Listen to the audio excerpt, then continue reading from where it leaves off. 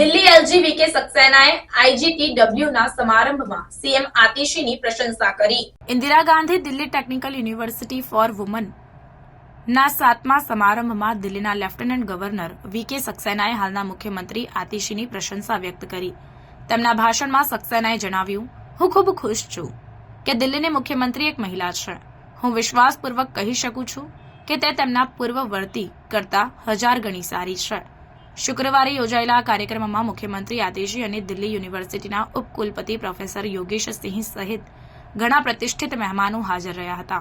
સક્સેનાના નિવેદનોને તાળીઓથી આવકારવામાં આવ્યા કારણ કે તેમણે યુનિવર્સિટી અને તેના સ્નાતકોની પ્રગતિ અને સિદ્ધિઓને હાઇલાઇટ કરી। સક્સેનાની આ પ્રશંસા આતિશીના તાજેતરના મુખ્યમંત્રી પદના નિમણૂકના પગલે આવી છે, જે અરવિંદ કેજરીવાલના રાજીનામા પછી થઈ હતી। આતિશી, જેઓ દિલ્હીના શિક્ષણ ક્ષેત્રમાં એક પ્રખ્યાત ચહેરો છે, તેમના નેતૃત્વ અને દ્રષ્ટિ માટે પ્રશંસિત થયા હતા। સક્સેનાએ નોંધ્યું કે તેમના કાર્યકાળમાં પહેલેથી જ મહત્વપૂર્ણ સુધારાઓ અને શાસન માટે નવી દ્રષ્ટિ દેખાઈ છે। તેમના ભાષણ દરમિયાન સક્સેનાએ મહિલાઓના શિક્ષણ અને સશક્તિકરણના મહત્વ પર ભાર મૂક્યો।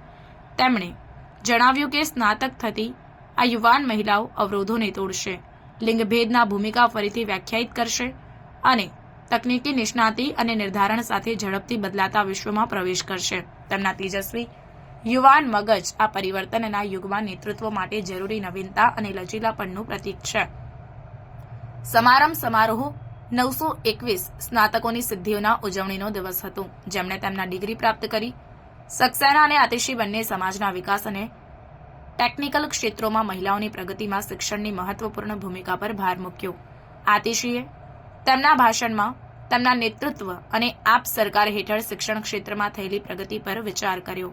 તેમણે વિકાસ અને નવીનતાને આગળ વધારવા માટે શિક્ષણ પર સતત ધ્યાન કેન્દ્રિત કરવાની જરૂરિયાત પર ભાર મૂક્યો।